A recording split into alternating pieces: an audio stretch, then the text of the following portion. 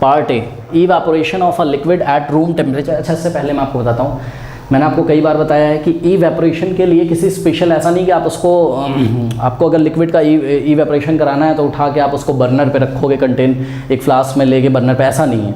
Evaporation is a continuous process, ये आपको पता है, ये रूम टेम्परेचर पे ही होता रहता है कॉन्टिन्यूसली, है ना। तो एक बात बताइए, इवेपोरेशन किसको लीड करता है, क्या इफेक्ट आता है इवेपोरेशन से? एक मैं आपको एग्जांपल देता हूँ। देखिए, वो जो नेल पॉलिश हटाने वाला थिनर आता है, आपने देखा होगा, ठीक है, कभी उसको एहसास किया होगा, जब आप उसको फिंगर पे लगाते हो तो फिंगर कैसी हो जाती है? कूल, ठंडी हो जाती है। क्यों हो जाती है ठंडी? उसका नेचर होता है वोलाटाइल। कैसा होता है थिनर का नेचर? वोलाटाइल, मतलब आराम से वेपर बन के उड़ जाएगा, लेकिन फ्री में थोड़ी ना वेपर बन जाएगा, वो हीट लेगा कहीं से, और वो कहाँ से हीट लेता है? आपकी स्किन से ही तो लेता है, ठीक है। तो ये आपकी सपोज फिंगर है, ठीक है, ये नेल, और आपने क्या किया इस पे, ये आपकी फिंगर है, लेट अस अज्यूम, ठीक। तो यहाँ पे आपने जब थिनर लगाया थोड़ा सा, ये देखिए थिनर के पार्टिकल्स हैं, और जब ये वेपर बन के उड़ेगा, ठीक है, तो ये हीट कहाँ से लेता है? आपकी स्किन से हीट लेगा। अब सुनो, जब आपकी स्किन से हीट लिया या आपके स्किन के आसपास के रीजन से इसने हीट लिया, देखो यहाँ से आपकी स्किन से लिया, आसपास के रीजन से जब इसने हीट ले लिया, तो वो रीजन कैसा हो जाएगा? सोचो, वो रीजन कोल्ड हो जाएगा। कोल्ड का मतलब एकदम बर्फ जैसा तो नहीं हो जाएगा, पर फिर भी कूल हो जाएगा वो, ठीक है। तो ये तो इवेपोरेट हो गए पार्टिकल्स, करेक्ट। और इसको इवेपोरेट कराने के लिए आपको कोई स्पेशल टेम्परेचर की जरूरत नहीं, ये रूम टेम्परेचर पे ही हो जाएगा, ठीक है। तो ये थिनर के पार्टिकल तो इवेपोरेट हो गए, और जो इतनी सी जगह है, ध्यान से चेक करिए, यहाँ का टेम्परेचर डाउन हो जाता है, थोड़ी देर के लिए टेम्परेचर डाउन हो जाएगा, तो ये जो रीजन है ये आपका कैसा हो जाएगा? कूल। क्या हमेशा कूल रहता है? नहीं, थोड़ी देर के बाद आप क्या देखते हो कि वापस नॉर्मल हो गया। क्यों? क्योंकि देखो यहाँ पे जो एटमॉस्फेयर है, आसपास जो एयर के पार्टिकल्स हैं, उनका टेम्परेचर क्या है? हाई है, और हीट हमेशा high temperature to low temperature flow करती है। तो धीरे धीरे थोड़ी देर के बाद हीट ये हाई टेम्परेचर से वापस ये लो टेम्परेचर वाले रीजन में फ्लो करने लगती है, और आपका हाथ नॉर्मल टेम्परेचर पे आ जाता है। क्योंकि जब यहाँ वाली हीट और जब यहाँ वाला टेम्परेचर और यहाँ वाला टेम्परेचर इक्वल हो जाएगा, तो हीट फ्लो करना बंद हो जाएगी। हीट तभी तक फ्लो करती है जब तक टेम्परेचर डिफरेंस रहता है। तो टेम्परेचर डिफरेंस कैसे क्रिएट हुआ? देखा आपने, जो आपके स्प्रिट के जो पार्टिकल्स थे वो वेपर बन के उड़ गए, और उसने हीट कहाँ से ली? आपकी स्किन से ली, और आपकी स्किन के आसपास के रीजन से ली, और वो तो उड़ गया, वोलेटाइल नेचर का था, इवेपोरेट होके उड़ गया, और आसपास उसने क्या कर दिया? कूल कर दिया। लेकिन थोड़ी देर के बाद वो जो कूलनेस है वो कम हो जाती है, क्योंकि बाहर से हीट आ जाती है उसके और आसपास से, क्योंकि heat will flow from high temperature to lower temperature. Lower कहाँ है? आपके स्किन के आसपास, और हायर कहाँ है? यहाँ आसपास। बात समझ में? तो ये फिनोमेना है। तो मुझे बताइए क्या हुआ आखिर? कहता है कि evaporation of a liquid at a room temperature leads to a dash effect. कैसा इफेक्ट कर दिया इसने? कूलिंग इफेक्ट, ठीक है। इवेपोरेशन की वजह से कौन सा इफेक्ट लीड हो, मतलब इवेपोरेशन कौन से evaporation of a liquid eight room temperature, ये किसको लीड करेगा? कौन से इफेक्ट को पैदा करेगा, या कौन से इफेक्ट को ये बताता है? ये कूलिंग क्यों होती है इस बात को एक्सप्लेन करता है, ठीक है, कूलिंग, ठीक है। उसके बाद हम लेते हैं पार्ट बी। पार्ट बी पढ़िए। कह रहा है कि at room temperature the forces of attraction between the particles of a solid substance are dash than those which exist in the gaseous state. ये तो बहुत ईजी है, हाँ पढ़िए। कह रहा है at room temperature the forces of attraction between what? Between particles of solid. Solid के पार्टिकल्स के बीच में फोर्स ऑफ अट्रैक्शन कैसा होता है बताइए? हाँ, ज़्यादा होता है, बहुत ज़्यादा होता है, ठीक है। तो अच्छा, यहाँ पर हम स्ट्रॉन्गर लिखें कि स्ट्रॉन्गेस्ट लिखें? बताइए क्या लिखें? स्ट्रॉन्गेस्ट लिखें। क्यों स्ट्रॉन्गर लिखेंगे? क्यों? क्योंकि देखिए दो ही चीज़ों में तो कंपैरिजन हो रहा है। किसमें किसमें? सॉलिड में और गैशियस में। कोई डाउट है? तो जब आपने पढ़ा होगा इंग्लिश में, हाँ, कि दो चीज़ों में कंपैरिजन होता है, तो हम सेकेंड डिग्री का यूज़ करते हैं, तो स्ट्रॉन्गर शब्द का हम यहाँ यूज़ करेंगे। तो आपको पता है at room temperature the force of attraction between the particles of the solid substance are what? Stronger than what? Than those which exist in the gases state. बात समझ में आ गई? मतलब आप इस क्वेश्चन को अगर नहीं फील कर पाए हो तो आप इस तरीके से समझ सकते हो कि भाई ये आइस है। आप प्लीज़ ये बात समझिए कि वो एक ही सब्सटेंस की बात कर रहे हैं। रूम टेम्परेचर पे यहाँ पे आइस रखी हुई है, और यहाँ पर वाटर वेपर है, मान लो ये क्या है? Water vapour.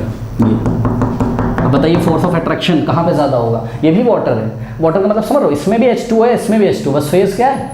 अलग अलग, इसके पार्टिकल दूर दूर है, H2O का मतलब वाटर, ठीक है, और इसमें पार्टिकल कैसे हैं, पास पास। स्ट्रॉन्गर कहाँ है, सॉलिड में, इसलिए हमने स्ट्रॉन्गर लिखा rather than it's gaseous state. तो बहुत ईजी है, आपको समझ में आ गया होगा।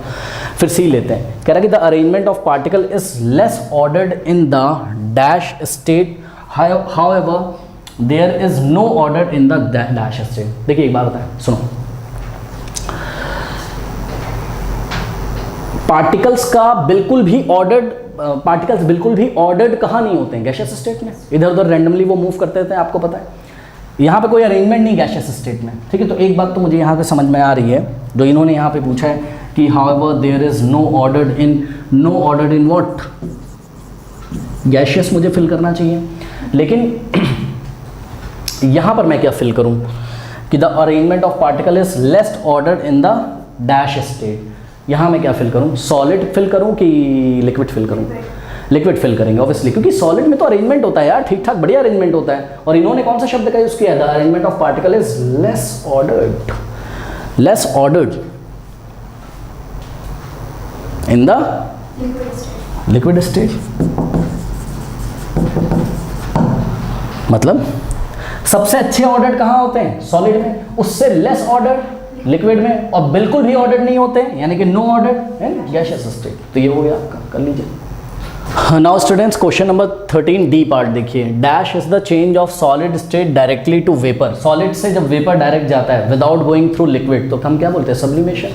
तो एक तरीके से तो ये सब्लिमेशन की डेफिनेशन ही लिखना चाह रहे हैं, ठीक है। तो सिंपली सभी बच्चों को पता होगा, यहाँ हमने क्या लिख दिया, सब्लिमेशन। अब आप पढ़ लीजिए, यहाँ हमने फिल किया sublimation. Sublimation is the change of solid state directly to the vapour state without going the dash state, liquid state, बिना लिक्विड स्टेट में गए हुए वो किस में चेंज हो जाता है, सॉलिड से सीधे गैस में, ठीक।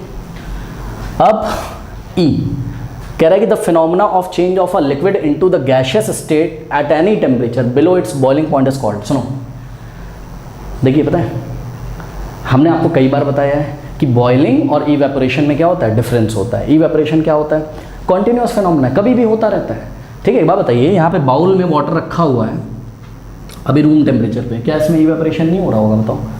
हाँ, इवेपोरेशन कराने के लिए आपको ले आके क्या बर्नर पे रखना पड़ेगा, ऐसा तो नहीं है। तो इवेपोरेशन हमेशा होता रहता है। अच्छा एक बात बताओ, अगर इवेपोरेशन हमेशा होता रहता है तो ये बॉइलिंग पॉइंट वाले टेम्परेचर से लो टेम्परेचर पे होता है कि हाई, लो, नहीं समझे भाई। वाटर है, प्योर वाटर है, वो बॉइल कब करेगा बताओ, 100 डिग्री सेल्सियस पे, तब तो आपको बर्नर पे रखना पड़ेगा।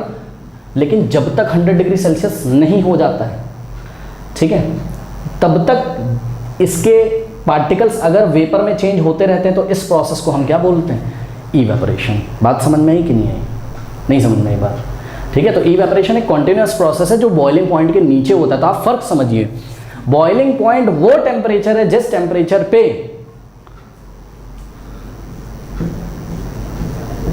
ये बॉईल करने लगता है। बॉईल करने का मतलब है, मैं ज़्यादा इसमें आपको बातें नहीं बताऊंगा, एक्चुअल में इसका वेपर प्रेशर किसके इक्वल हो जाता है, एटमॉस्फेरिक प्रेशर के इक्वल हो जाता है, ठीक है। तो एक पर्टिकुलर पॉइंट होता है जिस पे बॉईल करता है, उसको छोड़ो, उस टेम्परेचर के नीचे भी लगातार इसके जो सरफेस के पार्टिकल्स हैं वो लगातार किस में चेंज होते रहते हैं, वेपर में चेंज होते रहते हैं, यानी कि गैशियस फेज में चेंज होते रहते हैं, ठीक है। तो बॉइलिंग पॉइंट वाले टेम्परेचर से नीचे, यानी कि 99 डिग्री सेल्सियस तक भी, 99.99 डिग्री सेल्सियस तक भी हम ये नहीं बोलेंगे कि बॉईल कर रहा है, हम क्या बोलेंगे, इवेपोरेट कर रहा है। समझ में आई बात कि नहीं। जैसे ही 100 डिग्री सेल्सियस पहुंचेगा प्योर वाटर का, तब हम बोलेंगे क्या कर रहा है, बॉईल कर रहा है। प्योर वाटर की मैं बात कर रहा हूँ, तो आप ध्यान दीजिएगा इस बात को, ठीक है।